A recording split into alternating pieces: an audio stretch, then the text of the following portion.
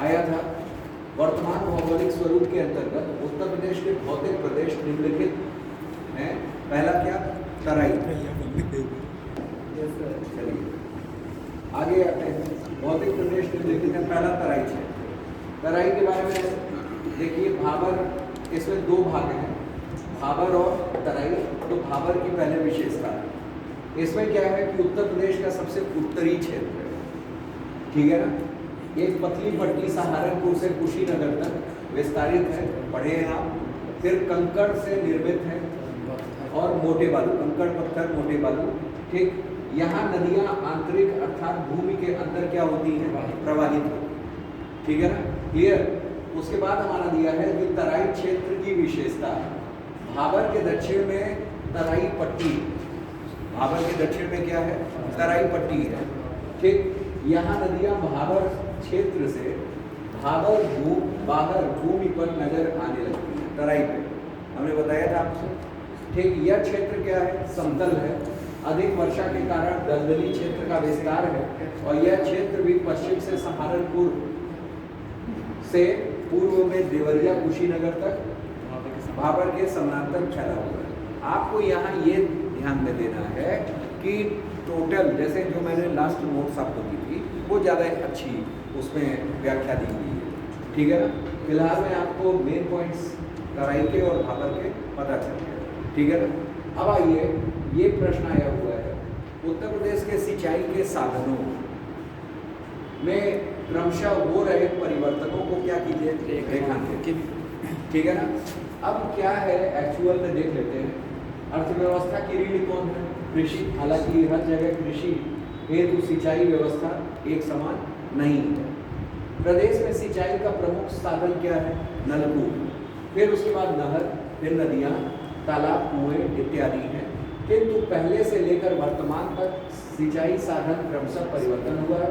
अतः सर्वप्रथम पूर्व में सिंचाई के साधनों पर दृष्टिगत करते हैं, जो निम्न प्रकार के हैं। पहले क्या सिंचाई थी? यानी पहले क्या था कि सबसे अधिक नलकूप द्वारा लगभग 70% सिंचाई, नहरों द्वारा सिंचाई करने में प्रदेश का प्रथम स्थान है, ठीक है ना, क्लियर। तीसरा है कि प्रदेश के पश्चिम भाग में नहरों का घनत्व ज़्यादा है, ठीक है ना, नहर क्या है? ज़्यादा है। मनरेगा द्वारा तालाबों का निर्माण सिंचाई हेतु किया जा रहा है, ये भी एक फैक्ट है सिंचाई में। उत्तर प्रदेश की कृषि क्या है? मानसून आधारित है, ठीक है ना।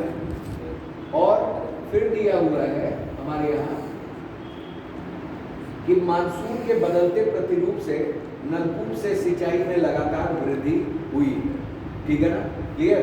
जैसे मानसून के बदलते प्रतिरूप, अब जैसे भाई मानसून तो जुआ है कृषि के लिए, ठीक है ना, तो हम लोग किससे सिंचाई कर देते हैं अभाव में? नलकूप से, ठीक है ना। लगातार वृद्धि हुई है, मतलब सबसे ज़्यादा तो हमारे यहाँ नलकूप ही है, ठीक है ना, क्लियर। और टोटल का कितना परसेंट नलकूप से हो रहा है? 70%, 73% तक है लगभग, ठीक है ना, क्लियर। उसके बाद आइए, बुंदेलखंड में सिंचाई हेतु केन बेतवा संपर्क योजना चल रही है। केन और बेतवा नदियों को क्या कर दिए हैं? जोड़ दिए हैं। हमने बताया था आपको कि केन नदी गंगा की सहायक है, ठीक है ना, और बेतवा यमुना की सहायक है, और सॉरी केन भी हमारी जो है गंगा की सहायक है। उस ये कहाँ मिलती है? बांदा, भोजहा पे, याद आ रहा है, ठीक, क्लियर। आगे आइए, उसके बाद दिया हुआ है आधुनिक तकनीकी आधारित स्प्रिंकलर सिंचाई पर जोर। स्प्रिंकलर का मतलब क्या? छिड़काव, ठीक है ना। रेन वाटर हार्वेस्टिंग और रिचार्जिंग पर जोर। भूजल संरक्षण हेतु जो है हाइड्रोग्राफिक स्टेशन का नेटवर्क स्थापित करना, ठीक। उसके बाद कुसुम योजना, कुसुम योजना जो है सोलर पंप्स से रिलेटेड है, ठीक है ना, के तौर पर सोलर पंप या सौर पंप के वितरण पर जोर दिया जा रहा है, जिसमें ईंधन से क्या होगी? बचत होगी। फिर उसके बाद प्रधानमंत्री सिंचाई योजना के तहत जो है प्रतिकूल फसल अधिक, यानी पर ड्रॉप मोर क्रॉप, ठीक है ना, पर ड्रॉप मोर क्रॉप, ये इस पर खेत में ज़्यादा पानी पे बल मिलेगा।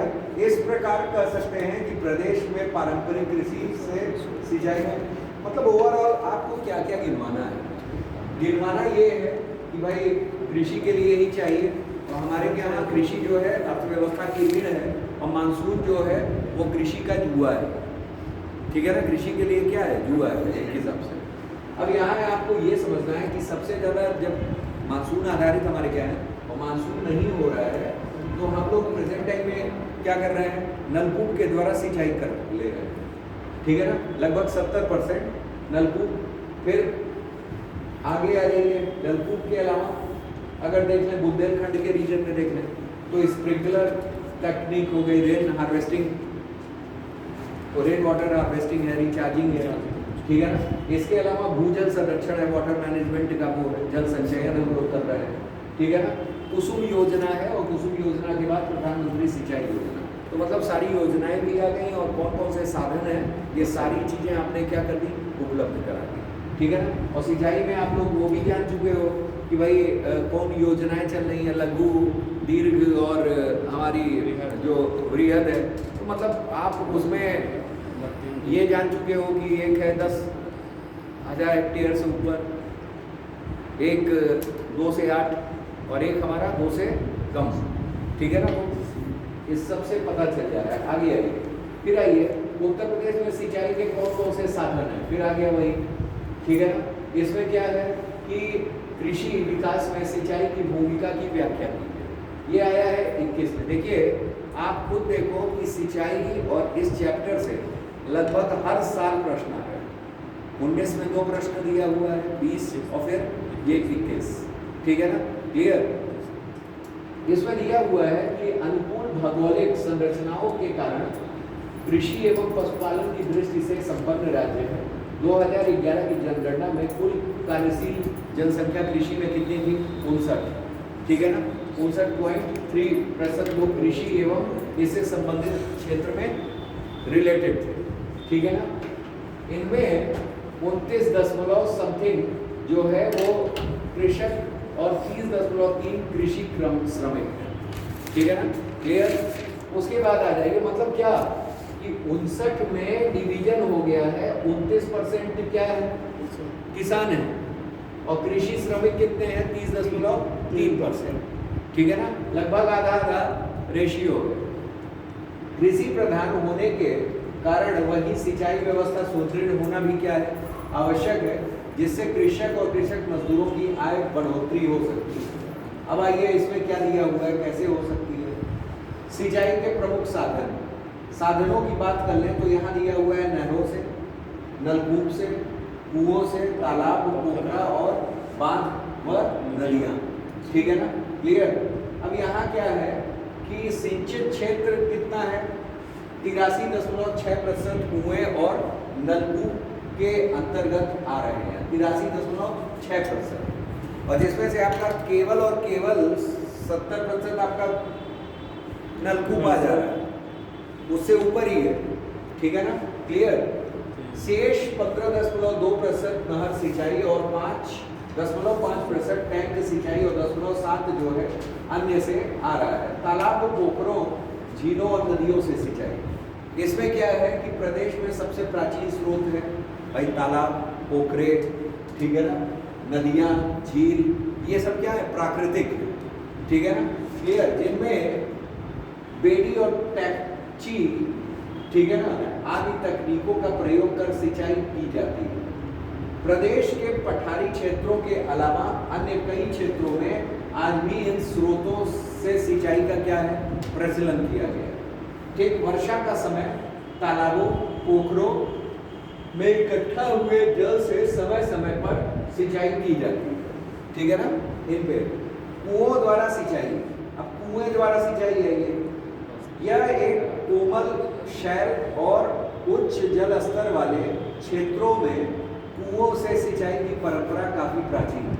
भाई जहाँ कठोर शैल पाई जाएंगी उन जगह क्या कुएं आप खोद पाओगे, नहीं, उन जगहों पे ही कुएं निकाल सकते हैं जहाँ हमारा कैसा शैल कोमल, सॉफ्ट, ठीक है ना, सॉफ्ट रॉक्स जहाँ पाई जाती है। गंगा घाटी के मध्यवर्ती क्षेत्रों में कुआं सर्वाधिक क्षेत्र सिंचाई का साधन है। किस जगह आपको डिफाइन कर दिया है, गंगा घाटी में मध्यवर्ती क्षेत्र, ठीक है ना, क्लियर। इनके अंतर्गत गोंडा, बहराइच, बस्ती, ठीक है ना, क्लियर, अयोध्या, सुल्तानपुर, आजमगढ़, बलिया, रायबरेली, प्रतापगढ़, मऊ आदि जिले शामिल हैं। तो बस्ती में सर्वाधिक किससे है, किससे है, कुआं से, ठीक है ना। कोई नहर तो नहीं दिख रही है यहाँ, कोई नहर है, कोई नहर नहीं है, ठीक। कुआं से अब नहीं है, वो अलग बात है, अलग अलग साधन हो गए, ठीक। अब नलकूप आ जाएगा। प्रदेश में सर्वाधिक सिंचाई इसी माध्यम से की जाती है। उन क्षेत्रों में किया जाता है जहां नहर का जल नहीं पहुंच पाता है, ठीक है ना, क्लियर। प्रदेश के मेरठ, मैनपुरी, एटा, इन जगहों पे जल है नहीं, तो उन जगहों क्या है, नलकूप से सिंचाई होती है, मतलब पश्चिमी भाग आप देख लीजिए, ठीक है ना, क्लियर। उसके बाद नहरों द्वारा सिंचाई। नहरों की सिंचाई क्या है, सदाबहानी नदियों की अधिकता होने के कारण नहरों का विकास करना पड़ा है। भाई नहर आप क्या वहीं बनाओगे जहाँ नदियाँ होंगी, नदियाँ नहीं रहेंगी तो नहर कैसे बना करके मतलब क्या होगा, ठीक है ना, क्लियर। केवल वो ढांचे खड़े रहेंगे, ठीक है ना, और संरचना ट्रिपल P मॉडल से, ठीक है ना, क्लियर। तो नहरों की बृहद और मध्यम सिंचाई माना जाता है, जिससे ऊपरी गंगा नहर, ठीक है ना, पूर्वी यमुना नहर, निचली गंगा, आगरा नहर, शारदा नहर, बेतवा नहर, शारदा नहर, कितनी बार आएगा, सरयू नहर आदि प्रमुख, ठीक, ये सब है। अब सिंचाई की भूमिका कृषि में क्या क्या है। अधिक उत्पादन सुचारू रूप से कृषि करने में सिंचाई सबसे महत्वपूर्ण कारक है।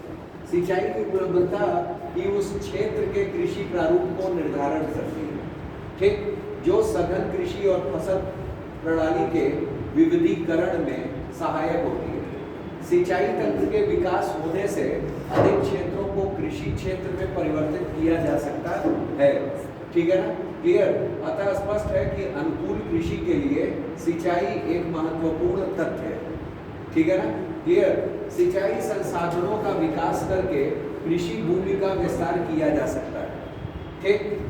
चूंकि उत्तर प्रदेश कृषि प्रधान राज्य है और यहाँ अधिकतर लोग कृषि में क्या है, संलग्न है, जो उनका मुख्य व्यवसाय है। सिंचाई साधनों का विकास करके लोगों के सशक्त बनाया गया। आम और खाद्य सुरक्षा भी क्या कराई जा रही है, उपलब्ध कराई जा रही है। अब आइए 22 का प्रश्न, ये भी किससे रिलेटेड, सिंचाई से। मतलब सिंचाई से हर बार एक क्वेश्चन क्या है, कन्फेक्ट है। इसी तरह पर्यटन भी एक क्षेत्र है, पहले था, जैसे जब उत्तर प्रदेश जुड़ा नहीं था, पर्यटन से भी हर साल एक प्रश्न आ जाता था, चाहे वो भारत के पर्यटन से संबंधित हो, चाहे उत्तर प्रदेश के पर्यटन आ जरूर जाता है, ठीक है ना। तो कुछ क्षेत्र विशेष जरूर होते हैं जहाँ से प्रश्न क्या होते हैं, अक्सर पुटक होते हैं, ठीक है ना। अच्छा, सिंचाई वो क्षेत्र है जिससे प्रीलिम्स में भी प्रश्न पुटक होते हैं काफ़ी ज़्यादा, ठीक है ना, क्लियर। अब आइए देखते हैं सिंचाई परियोजना, इसमें दिया हुआ है उत्तर प्रदेश में सिंचाई परियोजनाओं का उदाहरण सहित विस्तृत व्याख्या। आइए भाई, किसी भी देश के राज्य की सिंचाई परियोजना वहाँ के लोगों के लिए क्या वरदान है, ठीक। सिंचाई परियोजना में कृषि लोगों को कृषि करने और पेयजल, ठीक, उपलब्ध कराने की सहायता करती है। मतलब सिंचाई जल से, सिंचाई परियोजना से दो फायदे, पहला क्या, पेयजल उपलब्धता, और दूसरा कृषि के लिए उपलब्धता जल का, ठीक है ना। आगे आइए, आगे दिया हुआ है क्या, उत्तर प्रदेश में सिंचाई परियोजना, ये आपको दिख नहीं रहा है, ठीक है ना, इसको अब हम लोग देख सकते हैं, ठीक है ना। उत्तर प्रदेश में सिंचाई परियोजना, ये, ठीक है ना। उत्तर प्रदेश में सिंचाई परियोजना क्या है, कौन कौन सी नहर सिंचाई परियोजना है, एक है शारदा, गंडक, रामगंगा, पूर्वी यमुना, और ये सिंचाई बहुउद्देशीय परियोजना है, जिसको हम लोग रेहंद परियोजना, राजघाट परियोजना, बाढ़ सागर बांध परियोजना, ठीक है ना, और केन बेतवा लिंक परियोजना, ये बहुउद्देशीय सिंचाई परियोजना, मल्टीपर्पज इरिगेशन प्रोजेक्ट्स है। और ये जो है केवल नहर सिंचाई परियोजना है, जो नहरों का निर्माण किया गया है, ठीक है ना, क्लियर। अब आ जाते हैं वापस उसी पे, यहाँ दिया हुआ है कौन कौन सी परियोजनाएं हैं इनके बारे में। शारदा नहर, शारदा नहर जो है सबसे बड़ी नहर सिंचाई परियोजना है, निर्माण 28 में हुआ था और नैनीताल के बनवासा में शारदा नहर से नदी से निकाला गया है। शारदा नदी को आप लोग गौरी गंगा और काली गंगा भी कहते हैं, ठीक है ना। इससे लाभान्वित जिले पीलीभीत, बरेली, लखीमपुर खीरी, शाहजहांपुर, आजमगढ़ व गाजीपुर, ठीक है ना, क्लियर। उसके बाद आ जाइए गंडक नहर। गंडक नहर में अगर हम लोग आ जाएं तो ये एक संयुक्त परियोजना है उत्तर प्रदेश और बिहार की, और इनके अलावा हमारा गंडक परियोजना किस पे, नेपाल से भी है, ये याद रखिएगा, ठीक है ना। उत्तर प्रदेश बिहार तो है ही, साथ में कौन है, नेपाल भी है, ठीक है ना। यह गंडक नदी से निकली है, इससे लाभान्वित जिले गोरखपुर, महाराजगंज और कुशीनगर, देवरिया है, ठीक है ना। रामगंगा नहर, ये आप जान रहे हैं कि लाभान्वित जिले किस कौन है, बिजनौर, अमरोहा, मुरादाबाद, रामपुर, ठीक है ना, और ये मुरादाबाद मंडल में आते हैं, ठीक है ना, क्लियर। आगे आइए पूर्वी यमुना नहर। पूर्वी यमुना नहर जो है वो उत्तर प्रदेश की सबसे पुरानी नहर है, ठीक है ना। मतलब समझिए कि शाहजहां के काल में ये बनी थी पूर्वी यमुना नहर, ठीक है ना। पानी के स्रोत हथिनी कुंड बैराज है, ठीक है ना, हथिनी कुंड बैराज, ठीक। इससे लाभान्वित जिले सहारनपुर, मेरठ, मुजफ्फरपुर, गाजियाबाद है। यह बहुउद्देशीय परियोजना है जिनका उद्देश्य कौन कौन है, सिंचाई भी है, पेयजल है, जल विद्युत है और मत्स्य पालन इत्यादि। मतलब इसके मल्टीपर्पज प्रोजेक्ट्स हैं, ठीक है ना, क्लियर। हथिनी कुंड तो आपका सिंचाई के लिए है, वो सॉरी पानी पेयजल उपलब्धता के लिए हथिनी कुंड है, बैराज, ठीक है ना, क्लियर। उसके बाद यहाँ दिया हुआ है इन परियोजनाओं के लिए सरकार अधिक पैसे खर्च करने पड़ते हैं। उत्तर प्रदेश निम्न बहुउद्देशीय परियोजनाएं हैं। पहला रिहंद। रिहंद आप जानिए, रिहंद किसकी सहायक है, आप जान रहे हैं, सोन की सहायक है, और ये कहाँ है, सोनभद्र के पिपरी में। राजघाट बांध परियोजना अगर हम लोग देख लें तो राजघाट बांध परियोजना बेतवा नदी ललितपुर के समीप निर्मित उत्तर प्रदेश और मध्य प्रदेश की क्या परियोजना है, संयुक्त परियोजना है, ये भी ध्यान रखिएगा, ठीक है ना। इससे सूखाग्रस्त बुंदेलखंड में सिंचाई और जल विद्युत दोनों ही आते हैं, ठीक है ना, क्लियर। बाढ़ सागर परियोजना ये भी जो है ये 3 राज्यों की संयुक्त परियोजना है, बाढ़ सागर, एक उत्तर प्रदेश, मध्य प्रदेश और बिहार, ठीक है ना, क्लियर। और 18 में इसे राष्ट्रीय परियोजना का दर्जा दे दिया गया, बाढ़ सागर परियोजना, ठीक है ना, क्लियर। उसके बाद केन बेतवा लिंक परियोजना, ये उत्तर प्रदेश और मध्य प्रदेश की संयुक्त नदी, ठीक है ना, जोड़ो परियोजना है। इसे उत्तर प्रदेश के ललितपुर, झांसी, बांदा, महोबा आदि जिलों की सिंचाई सुविधा उपलब्ध कराई जाती है। इसके अलावा विस्तृत क्षेत्रों में भी फैला हुआ है। उत्तर प्रदेश एक कृषि संपन्न प्रदेश बनाने में अहम योगदान है। सिंचाई की व्यवस्था अच्छी होने से खाद्यान्न उत्पादन में उत्तर प्रदेश शीर्ष स्थान पर है, जिससे प्रदेश की अर्थव्यवस्था कृषि का अहम योगदान है, ठीक है ना। आइए आगे देखते हैं, ठीक। अगला क्वेश्चन आपका दिया हुआ है बुंदेलखंड पठार से, किससे संबंधित है, बुंदेलखंड पठार क्या हुआ, चलिए। राजेंद्र प्रसाद कब कांग्रेस के अध्यक्ष रहे, इलेक्शन वाले वो भी इसमें दिया हुआ है। आइए आगे देखिए, पूरी यमुना नहर हो गई, रिहंद परियोजना हो गई, राजघाट परियोजना, बाढ़ सागर, केन बेतवा लिंक, ठीक है ना। हम लोग पढ़ रहे थे किसके बारे में, बुंदेलखंड पठार, ठीक है ना। बुंदेलखंड पठार पे ये प्रश्न आया है, ठीक है ना, कि बुंदेलखंड पठार के आर्थिक महत्व को बताते हुए उत्तर प्रदेश के विकास में ये कहाँ तक सहायक हो सकता है, व्याख्या, ठीक है ना, क्लियर। अब यहाँ दिया गया है कि बुंदेलखंड का पठार उत्तर प्रदेश के दक्षिणी पठारी भाग वह प्रायद्वीपीय पठारी का उत्तरी विस्तार है। दक्षिणी पठार के अंतर्गत ट्रांस यमुना क्षेत्र, ठीक है ना, क्लियर।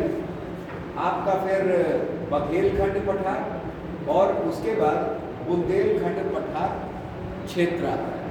अब यहाँ देखिए पहला क्या कि ट्रांस यमुना क्षेत्र। ट्रांस यमुना क्षेत्र का मतलब ये कि यमुना नदी में मिलने वाली सहायक नदी का जोन जो मालवा के पठार से उत्तरगामी है उनसे। दूसरा है बघेलखंड और तीसरा हमारा क्या है, बुंदेलखंड। ठीक, अब दिया है बुंदेलखंड का पठार का निर्माण प्राचीन नीस चट्टानों से हुआ है। वह पठार मध्य प्रदेश में एवं उत्तर प्रदेश राज्यों में विस्तृत है। इनकी सीमाएं उत्तर में यमुना और दक्षिण में विंध्य श्रृंखला, उत्तर पश्चिम में चंबल व दक्षिण पूर्व में पन्ना अजयगढ़ श्रृंखला द्वारा निर्धारित है। ठीक है ना। इसके अंतर्गत जिला झांसी, जालौन, महोबा, ललितपुर, बांदा, हमीरपुर, चित्रकूट आते हैं। ठीक, विशाल भौगोलिक विस्तार के बावजूद सीमित खनिज संसाधन उपलब्ध हैं और दक्षिण उच्च भूमि के बुंदेलखंड विंध्य क्षेत्र के कई खनिज पदार्थ पाए जाते हैं जो उत्तर प्रदेश के आर्थिक विकास में क्या है, सहायक है। अब आइए कौन कौन से खनिज पाए जाते हैं जिनकी वजह से इसका आर्थिक महत्व है वो जान लेते हैं। काय, हमीरपुर और झांसी में क्या है, जिप्सम, ठीक है ना, सेल खड़ी, सेफाइट, पायरोफिलाइट, डायस्पोर आदि पाए जाते हैं। ललितपुर यूरेनियम के लिए फेमस है, ये जो कि नाभिकीय ईंधन है, ठीक है ना, क्लियर। ए रॉक फास्फेट, तांबा, ग्रेनाइट, डायस्पोर, सैंडस्टोन ब्लॉक, खंडा, गिट्टी तथा हीरा। हीरा जो है बांदा और मिर्जापुर में पाया जाता है, ये पूछा भी जाता है बांदा हीरा, ठीक है ना, क्लियर। जो आर्थिक दृष्टि से क्या है, महत्वपूर्ण है। अब बुंदेलखंड का महत्व बढ़ रहा है। यहाँ के ग्रेनाइट पत्थर अपनी गठन, कठोरता और अक्षयता तथा सुंदरता के कारण अलंकरण पत्थर के रूप में प्रसिद्ध है, जिसकी विदेशियों में जापान, जर्मनी, इटली में मांग बढ़ रही है। यहाँ कांच उद्योग, ग्रेनाइट उद्योग, पॉलिशिंग कारखाना का विकास किया जा रहा है। पर्यटन एक सुनिश्चित उद्योग है और पर्यटन का विकास बुंदेलखंड में अपरिमित सीमाएं हैं। इनके अलावा बुंदेलखंड में जो चीज़ें आ रही हैं, जो मतलब क्षेत्र हैं, उन क्षेत्रों के ODOP भी लिख डालिए, वो भी उसके विकास में क्या रहेंगे, भूमिका निभाएंगे, ठीक है ना। ये पॉइंट भी आप मेंशन कर सकते हैं, ठीक है ना। मतलब वो ODOP में जो जो आया, जहाँ आया, ठीक, आप कर दिए, ठीक है ना। वो भी ऐड कर, भाई वो भी तो हमारा विकास में, जिस तरह का क्वेश्चन है कि उसके विकास में कहाँ तक सहायक है, आर्थिक महत्व में, ठीक है ना। तो बुंदेलखंड पठार में जो क्षेत्र आ रहे हैं, आप ODOP में डालिए कि वहाँ के स्थानीय का ये चीज़ें हैं, ठीक। आइए आगे, जब पर्यटन वो कर सकते हैं तो इन चीज़ों को कर ही सकते हैं। आगे उत्तर प्रदेश में खनिज पेटियों को दर्शाते हुए प्रमुख खनिजों के उत्पादन में उत्तर प्रदेश का देश में क्या योगदान है, ठीक है ना, क्लियर। दिया हुआ है प्रमुख खनिजों में दर्शाते हुए। अब खनिज दर्शाना है, कौन कौन से खनिज हैं। जैसे खनिज में अगर हम लोग देख लें तो खनिज में हमारे कौन कौन से हैं, ये तो सिंचाई परियोजना है और उसके बाद हमारा कुछ ये खनिज है, पाए जाने वाले खनिज। देखिए दिया हुआ है उत्तर प्रदेश में पाए जाने वाले खनिज, मिर्जापुर और सोनभद्र में हमारा क्या है, चूना पत्थर, ठीक है ना, संगमरमर। मिर्जापुर सोनभद्र में बैराइट्स मिल रहा है और डोलोमाइट मिल रहा है, ठीक है ना, क्लियर। हमीरपुर ग्रेफाइट के लिए फेमस है। ग्रेफाइट कहाँ मिल रहा है, ग्रेफाइट क्या है, ग्रेफाइट कार्बन का अपरूप है, ठीक है ना, क्या है, एलोट्रोप है, ठीक है ना, एलोट्रोप है यानी अपरूप है ग्रेफाइट। और ग्रेफाइट जो है उसी से पेंसिल की लीड्स बनती है। हैं? हाँ, ठीक। अपरूप यानी येलो ड्रॉप, ठीक है ना, क्लियर।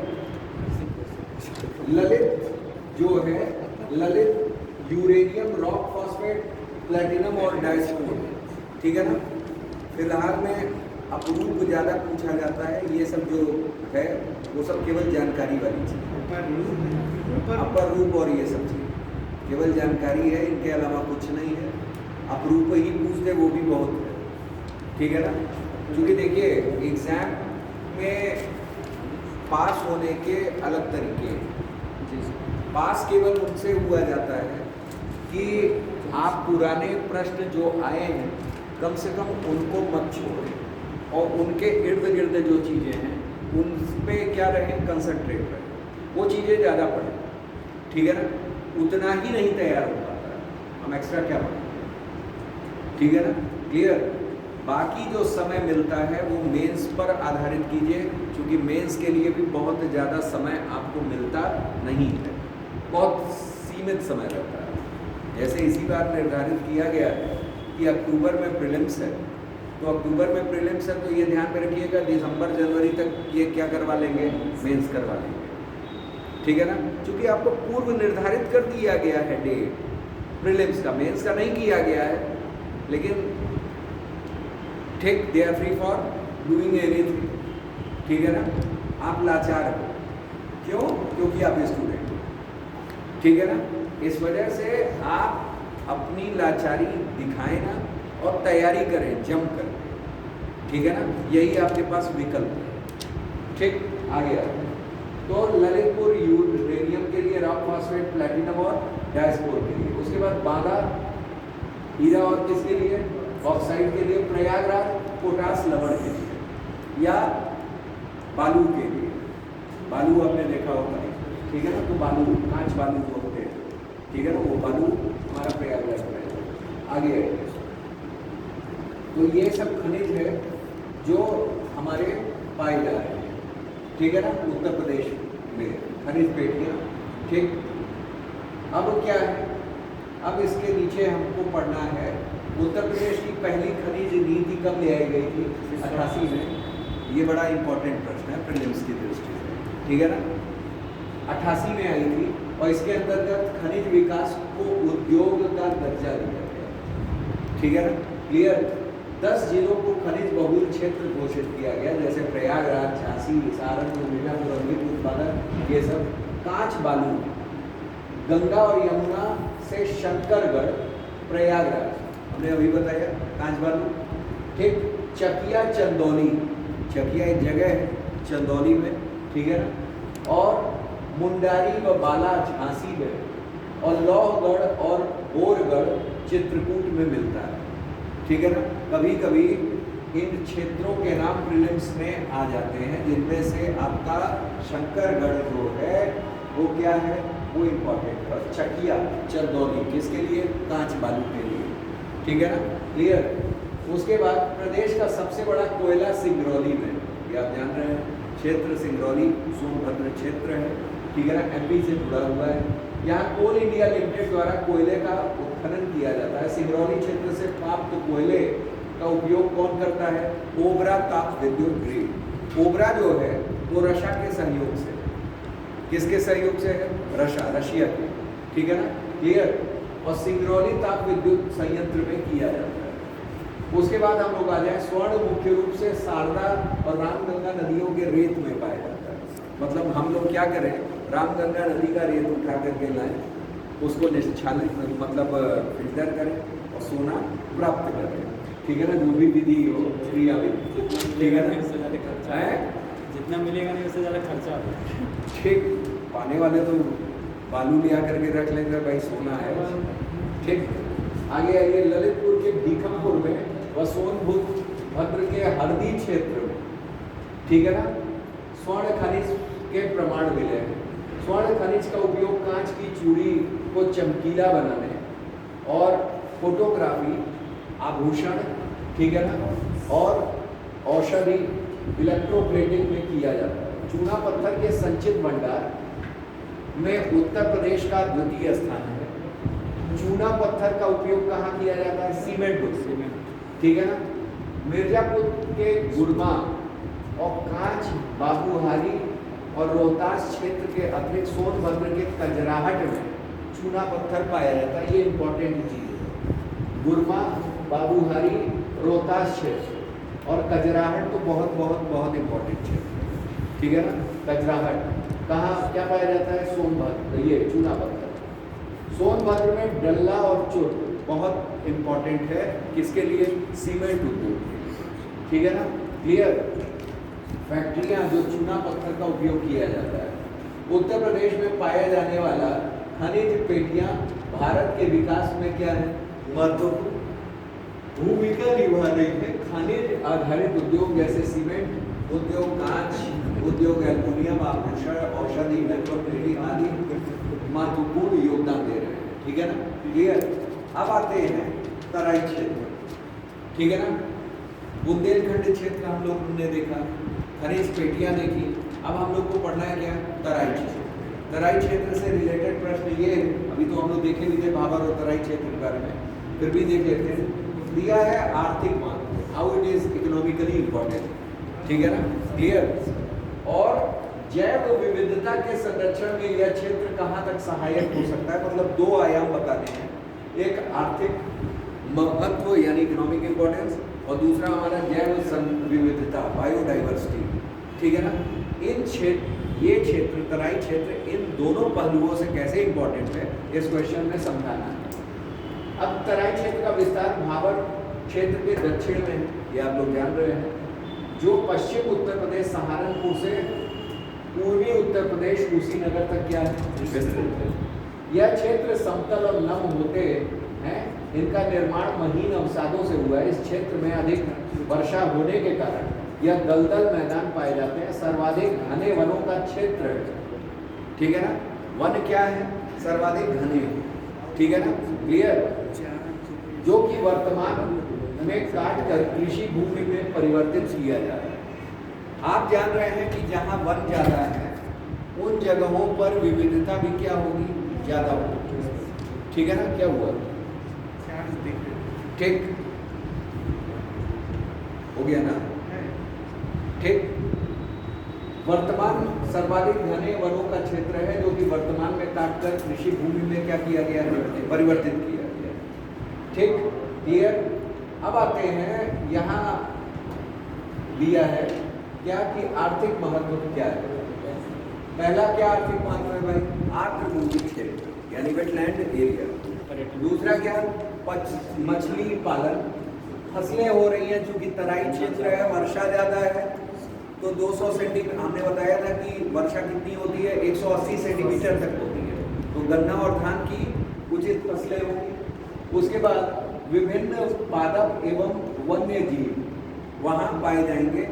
क्यों? क्योंकि घने वन अब काटा जा रहा है ना, लेकिन वहाँ वर्षा ज़्यादा है, घने वन पाए जा रहे हैं, तो इस वजह से आप जैसे चले जाए महाराजगंज क्षेत्र, वो पूरा तराई क्षेत्र है, और वहाँ वन भी क्या है?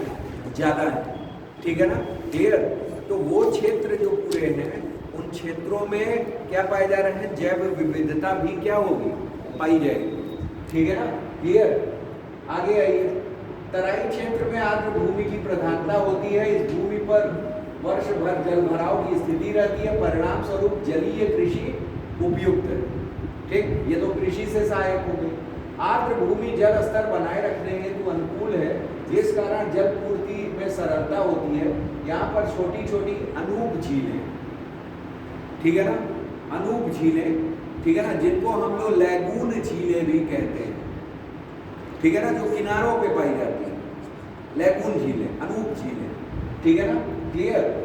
मछली पालन कर आर्थिक लाभ लिया जाता है, ठीक है ना, और खेतों की सिंचाई भी की जाती है। तराई क्षेत्रों में आर्द्रता के कारण जीव जंतुओं और पादपों की बहुलता है, सघन वन टाइप के, ठीक है ना। यहाँ अनेक प्रकार की औषधीय वृक्ष पाए जा रहे हैं, बड़े पैमाने पर जीव जंतुओं की अनेकता है, बायोडाइवर्सिटी है, ठीक। खाद्यान्न फसलें हैं, गेहूं, चावल, गन्ना, सिंगाड़ा, ये सब बड़े पैमाने पे खेती हो रही है, जिस कारण उत्तर प्रदेश खाद्यान्न दृष्टि से भी क्या है?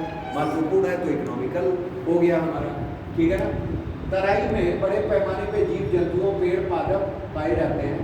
इससे संरक्षण की आवश्यकता पड़ती है क्योंकि यहाँ क्षेत्रीय लोगों द्वारा कटाई और शिकार किया जा रहा है, ठीक है ना। इसलिए उत्तर प्रदेश सरकार द्वारा तराई क्षेत्र को वन्य जीव अभ्यारण्य, पक्षी अभ्यारण्य और राष्ट्रीय उद्यान के रूप में घोषित किया गया है, जैसे दूधवा राष्ट्रीय उद्यान, ठीक है ना, क्लियर। दूधवा कहाँ है? लखीमपुर यूपी में कहाँ? लखीमपुर खीरी में, ठीक है ना। और खीरी आप देखो कहाँ है? तराई में, नेपाल से सटे है कि नहीं है? आगे आइए, प्राणी उद्यान प्रोजेक्ट टाइगर भी वहाँ चलाया जा रहा है, ठीक है ना। प्रोजेक्ट डॉल्फिन, घड़ियाल संरक्षण, ये सब जितने भी हैं इत्यादि। तराई क्षेत्र के आर्थिक लाभ के साथ साथ जीव जंतुओं, पेड़ पौधों, पादपों को संरक्षित करने की आवश्यकता है, जिससे कि अवैध शिकार, पादप को संरक्षित किया जा सके एवं पारिस्थितिकी संतुलन सतत बनाए जा सके, ठीक है ना, क्लियर। तो मतलब ओवरऑल ये आपको जानना है। आगे आ जाते हैं, नेक्स्ट हमारा दिया हुआ है भौगोलिक दृष्टि से उत्तर प्रदेश के किस भू आकृतिक प्रदेश का प्रतिनिधित्व करता है, ठीक है ना। मतलब भारत के किस भू आकृतिक प्रदेश का प्रतिनिधित्व करता है, व्याख्या कीजिए, ठीक है ना। अब आते हैं इसकी भौगोलिक स्थिति देखिए, ठीक है ना, क्लियर। उत्तर प्रदेश भौगोलिक दृष्टि के वर्गीकरण मैदानी भाग के रूप में, यानी गंगा यमुना के मैदानी क्षेत्र के रूप में देखा जाए, ठीक है ना, क्लियर। जो गंगा और यमुना की सहायक नदियों के दोआब में फैला है, उत्तर प्रदेश को 4 विशिष्ट भौतिक भागों में बंटवारा किया गया है, बांटा गया है। पहला क्या है भाई? सहारनपुर का शिवालिक तलहटी क्षेत्र, ठीक है ना। तलहटी है, पहाड़ की तलहटी होती है, शिवालिक की तलहटी है सहारनपुर, छोटा सा क्षेत्र है, ठीक। दूसरा भाबर तराई क्षेत्र, तीसरा गंगा मैदान और चौथा हमारा कौन सा क्षेत्र? दक्षिण पठारी। हालांकि ये नहीं भी लिखेंगे तो भी है सही है एक हिसाब से, लेकिन फिर भी अगर है ऑप्शन तो लिख लीजिए, ठीक। सहारनपुर का शिवालिक तलहटी क्षेत्र ये उत्तरी और पूर्वी क्षेत्र में शिवालिक पहाड़ियों पर स्थित है, जो उत्तर प्रदेश की सीमा निर्धारण करता है। इन पहाड़ियों का निर्माण परतदार, ठीक है ना, और संपीड़नात्मक शहरों से हुआ है, ठीक है ना, कंप्रेस्ड जिसको कहा जाता है, ठीक है ना, और लेयर्ड, ठीक है ना, लेयर्ड रॉक्स से। अब आते हैं भाबर और तराई क्षेत्र, ठीक है ना। कई बार हम लोग पढ़ चुके हैं भाबर और तराई क्षेत्र, इन्हें देख लीजिएगा एक बार। फिर आइए गंगा का मैदान, वही चीज़ें, प्रश्न कई बार वही आ रहा है धीरे करके। अब इसको देख लेते हैं कि किसका निर्माण गंगा और ये दिया है क्षेत्रीय आधार पर गंगा के मैदान का विभाजन, ये इम्पोर्टेंट है थोड़ा सा, इसको देखिए। क्षेत्रीय आधार पर गंगा के मैदान का विभाजन कहाँ कहाँ क्या क्या हुआ है, इसे देखिए, ठीक। ये आपको दिख रहा है? नहीं दिख रहा है तो इसके लिए यहाँ देख लीजिए, ठीक। यहाँ है, इसमें होगा ठीक। क्षेत्रीय आधार पर गंगा के मैदान का विभाजन, पहला क्या है? गंगा यमुना दोआब, ये जरूर लिखिएगा, बनाइएगा। ऊपरी दोआब, मध्य दोआब, निम्न दोआब। ऊपरी दोआब में सहारनपुर बुलंदशहर, मध्य में अलीगढ़, कन्नौज और औरैया, निम्न में कानपुर और प्रयागराज के क्षेत्र। रोहेलखंड मैदान में आइए, बरेली वाला क्षेत्र, ठीक है ना, बरेली के आसपास के क्षेत्र। और उसके बाद अवध का मैदान, यानी लखनऊ से रिलेटेड क्षेत्र, लखनऊ के बगल सीतापुर, अयोध्या, मेमनी, सुल्तानपुर आसपास वाले जो, और फिर पूर्वांचल का मैदान, ठीक है ना। इसमें कोई आवश्यक नहीं है कि आप सब लिखें, लेकिन फिर भी जो संभावित हो वो लिख सकते हैं, लेकिन कैटेगराइज जरूर करें, एग्जाम में दिखे कि आपको आता है, ठीक है ना, क्लियर। उसके बाद हमें दिया हुआ है क्या कि दक्षिणी का पठारी प्रदेश, उत्तर प्रदेश का पठारी भाग, प्रायद्वीपीय पठार उत्तरी विस्तार है, उत्तरी सीमा गंगा और यमुना द्वारा निर्धारित है, इसकी ऊंचाई इतनी है, ये नदियां हैं, इसमें और भी बढ़ा चढ़ा के बहुत कुछ आप लिख सकते हैं, ठीक है ना। जैसे हमने बताया था बघेलखंड, बुंदेलखंड, सोनाकर पहाड़ियाँ, कैमूर पहाड़ियाँ, ये सब हैं, तो वो सब आप मेंशन इसमें कर सकते हैं। ठीक है, क्लियर। रामगढ़ की पहाड़ियाँ, ठीक। चलिए आगे दिया हुआ है उत्तर प्रदेश में पाई जाने वाली जलवायु इन फसलों के उत्पादन के लिए उत्तमकारी सिद्ध हो सकती है। ठीक है ना। अब ये उत्तर प्रदेश की जलवायु के बारे में पूछा है और उस जलवायु से संबंधित किसके बारे में पूछा है? फसलों के बारे में पूछा है। ठीक है ना। इसमें आपको ये बताना है कि कौन सी जलवायु किस फसल के लिए अच्छी है और कौन सा क्षेत्र पर्टिकुलर फसल के लिए जाना है। जैसे दिया है यहाँ की, अगर हम देखें तो हमारे यहाँ जलवायु उष्णकटिबंधीय मानसूनी यानी उपोष्ण मानसूनी प्रकार की जलवायु है, जो कोपेन के शुष्क शीत वाली मानसूनी प्रकार की जलवायु के अंतर्गत आती है। ठीक है ना, क्लियर। इसके अलावा यहाँ वर्ष भर 3 ऋतुएं घटित हैं। कौन कौन सी हैं? ठीक, एक है ग्रीष्म ऋतु, ठीक, क्लियर। एक है वर्षा ऋतु और एक है क्या? एक हमारी शीत ऋतु। ग्रीष्म ऋतु के बारे में आप सभी जान रहे हैं और झेल भी रहे हैं। ठीक है ना, क्लियर। उसके बाद वर्षा ऋतु, बंगाल की खाड़ी से उठने वाला, आप जान रहे हैं कि वर्षा ऋतु में हमें वर्षा जो प्राप्त होती है वो दक्षिण पश्चिम मानसून की बंगाल की खाड़ी शाखा से अधिकतर प्राप्त होती है। ठीक है ना। और शीत ऋतु है, शीत ऋतु में वर्षा जो है 2 जगह से हमारी प्राप्त हो रही है। एक उत्तर पूर्वी मानसून, ठीक है ना, और एक हमारा पश्चिमी विक्षोभ। ठीक है ना। इन दोनों से हमारे शीत में वर्षा, मतलब ठंडी में वर्षा प्राप्त हो रही है। ठीक है ना। जिससे कि आप जान रहे हैं कि हमारा वो क्षेत्र जो है पश्चिमी विक्षोभ वाला, उससे हमारे भारत में 6 राज्यों में वर्षा होती है। 3 राज्यों में बर्फबारी और 3 राज्यों में भारी वर्षा होती है। और कहाँ से उसका सेंटर है? सेंटर हमारा होता है भूमध्य सागर यानी मेडिटेरियन सी से उत्पन्न होता है, ओरिजिनेशन होता है। ठीक है ना, क्लियर। उसके बाद दिया हुआ है कि उत्तर प्रदेश में फसल जो जलवायु आधारित है, अच्छी वर्षा और उत्तम ठंड की मात्रा पर क्या है? निर्भर है। ठीक है ना। अब यहाँ उन चीज़ों को दर्शाया गया है, जैसे देखिए ये, ठीक, दिया हुआ है उत्तर प्रदेश में जलवायु आधारित प्रमुख फसलों का, प्रमुख फसलें और क्षेत्र कौन कौन से। जैसे दिया है चावल।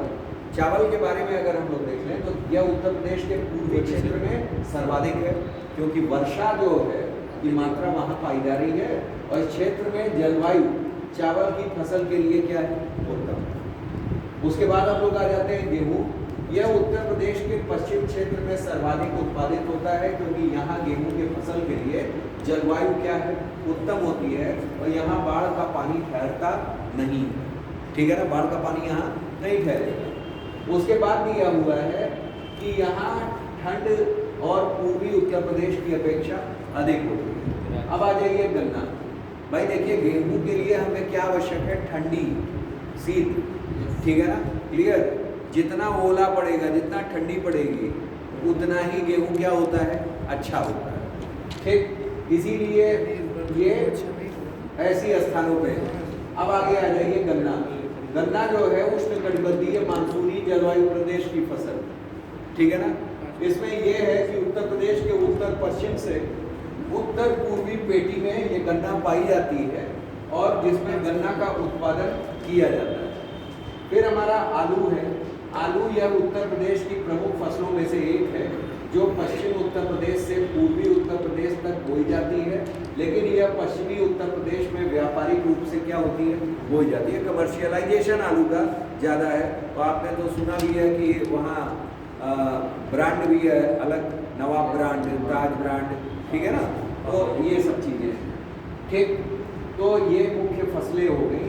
अब इससे यहाँ एक और डायग्राम वो कर दिया है क्या, कि उत्तर प्रदेश में वर्षा की मात्रा में भी विभिन्नता पाई जाती है। यह पूर्वी क्षेत्र में अधिक और पश्चिम में निरंतर क्या हो रही है? कम हो रही है। जैसा कि हम लोग स्टार्टिंग में देखे हुए, वर्षा आधारित फसल पूर्वी क्षेत्र में और कम वर्षा आधारित फसल पश्चिमी क्षेत्र में है। जैसे कम वर्षा आधारित कौन है? हमारे मोटे अनाज में, ठीक है ना, क्लियर। और ज़्यादा वर्षा वाले हमारे गन्ना हो गया और धान हो गया, ठीक है ना, क्लियर है। अब ये दिया हुआ है कि फसल पश्चिमी उत्तर प्रदेश में पाई जाती है। इस प्रकार प्रदेश में पाए जाने वाली जलवायु का उत्तमकारी प्रभाव फसलों पर पड़ता है, जिससे फसलों के उत्पादन में क्या हो रही है, वृद्धि हो रही है। हरित क्रांति को भी सफल बनाने में इस जलवायु क्षेत्र का महत्वपूर्ण योगदान है। यहाँ दिया हुआ है फसलों के लिए उत्तरदायी फैक्टर्स कौन कौन से हैं, what are the important factors of producing crop, ठीक है ना, प्रोड्यूसिंग क्रॉप के लिए। अब देखिए क्या, सिंचाई की उत्तम व्यवस्था, जलवायु, ठीक है ना, उचित जलवायु होनी चाहिए। फिर क्या, वर्षा की मात्रा, ठीक है ना। फिर भौतिक स्थलाकृतियाँ, टोपोलॉजी जो है, टोपोग्राफी उनकी। फिर उसके बाद मृदा, और फिर उत्तम बीज, ठीक है ना। आजकल शोध भी चल रहे हैं बीजों पर कि हाई वैरायटी, ठीक है ना, हाई यील्डिंग सीड वैरायटीज ले आई है, ठीक है ना। तो ओवरऑल ये सब चीज़ें कारक हैं, ठीक है ना, जो फसलों के लिए अच्छे उत्पादन से संबंधित है, ठीक। तो ये एक क्वेश्चन हो गया। अगला क्वेश्चन है, अगला क्वेश्चन दिया है भूगर्भिक दृष्टि से उत्तर प्रदेश में पाई जाने वाली प्रमुख चट्टानों का वर्गीकरण करते हुए बुंदेलखंड के पठार के विस्तार क्षेत्र को बताइए, ठीक है ना, क्लियर। अब यहाँ क्या है कि बुंदेलखंड के बारे में बताना है, लेकिन उससे पहले चट्टानों के बारे में वर्गीकरण हमको क्या करना है, मेंशन करना है, ठीक है ना, क्लियर। चट्टानों का स्वरूप और प्रकृति जो होती है खनिज पदार्थ एवं मृदा की बनावट को क्या करती है, प्रभावित करती है। जाहिर सी बात है कि वहाँ जो खनिज पाए जा रहे हैं और क्या जो मृदा हो रही है, सॉइल फॉर्मेशन भी किससे हो रहा है, रॉक से ही हो रहा है, ठीक है ना, तो उनको क्या करती है, प्रभावित करती है।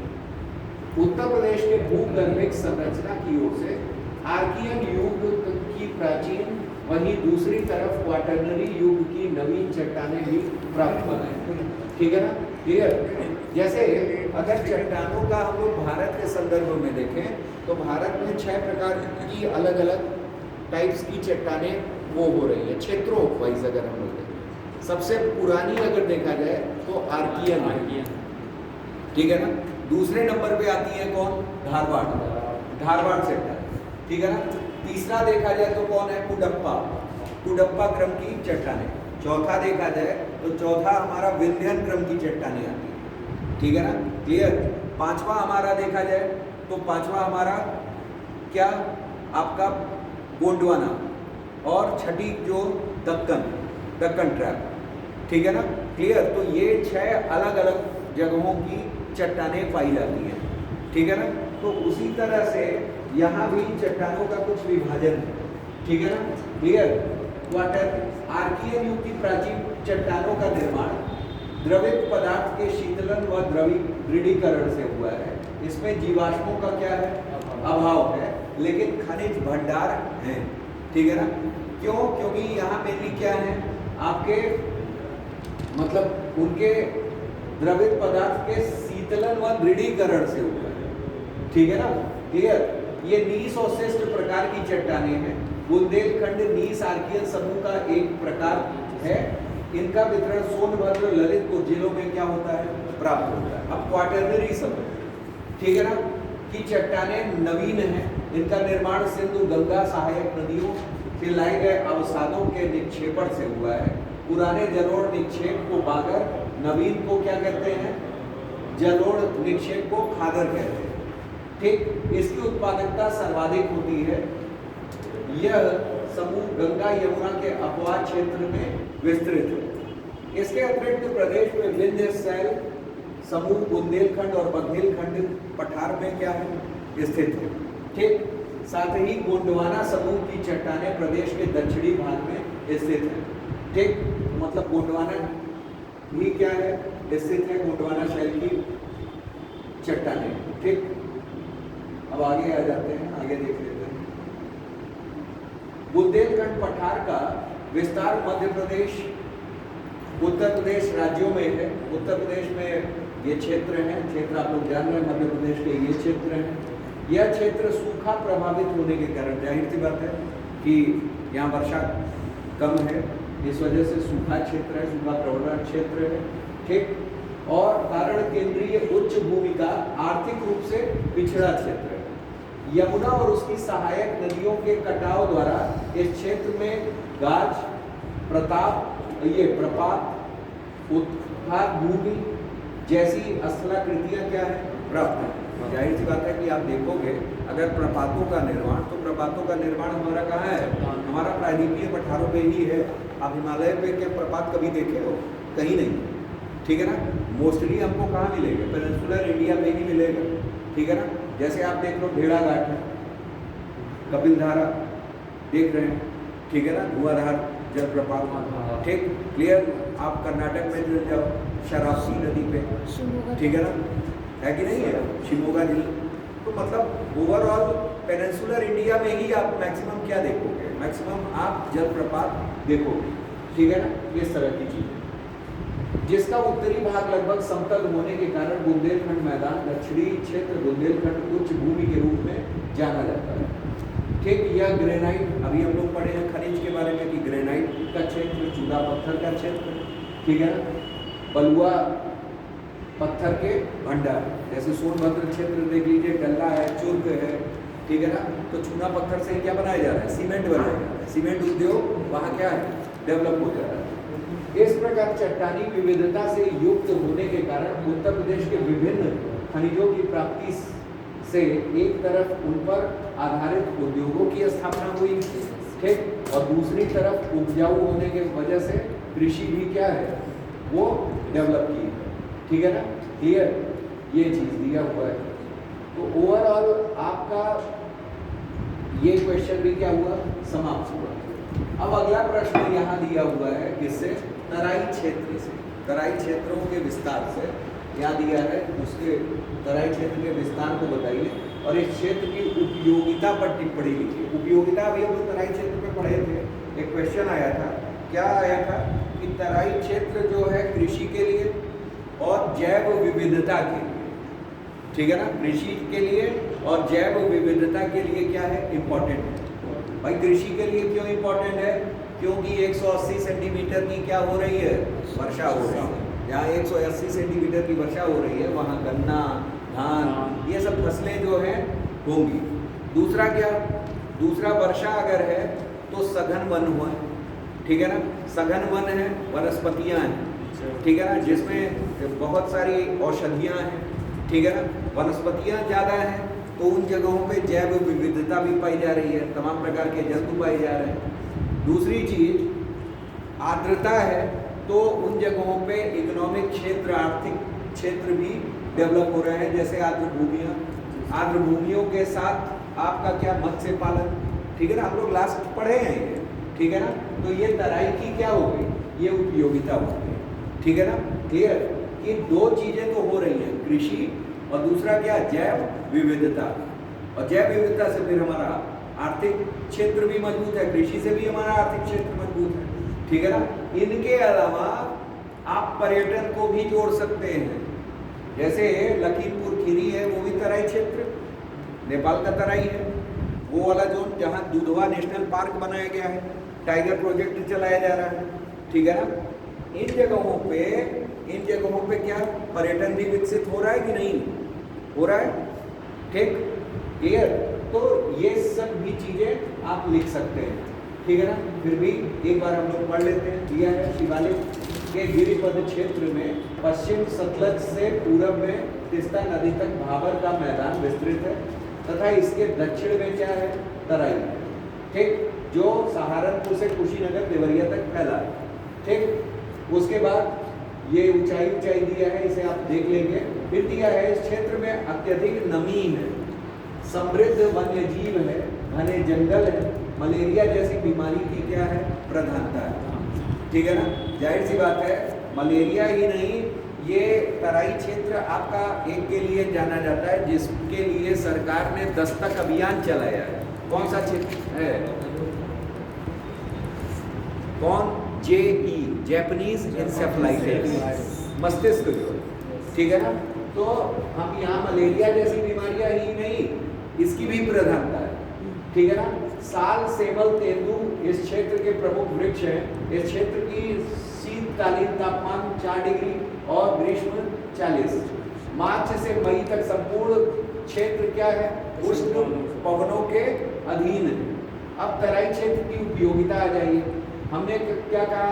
वनस्पतियां तमाम पाई जा रही हैं, घने वन हैं, तो वहाँ क्या पाया जा रहा है? औषधि। दूसरा क्या? भोजन, भोजन प्राप्त होगा, ठीक है ना। कृषि, समृद्ध वन्य जीव, तो जैव विविधता।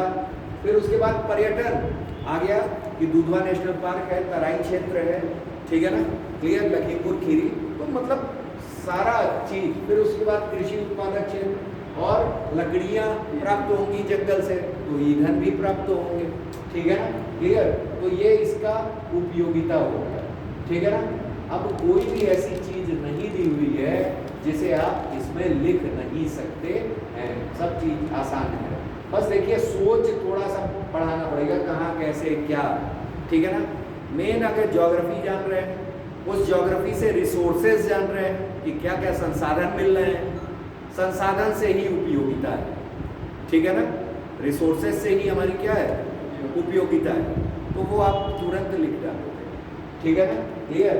अब यहाँ देखिए एक पॉइंट और बढ़ा दिया, बड़ा अच्छा दिया है। रेड डेटा बुक में निर्दिष्ट अति संवेदनशील प्रजातियां जो विलुप्ति के कगार पर है, ठीक है ना, जैसे बाघ आदि, यह प्राकृतिक आवास प्रदान करता है जिनका संरक्षण प्रजनन पर बल दिया जा रहा है। दुधवा नेशनल पार्क है, टाइगर के लिए ही, ठीक है ना। तो ये पॉइंट भी डाल सकते हैं, ठीक है ना।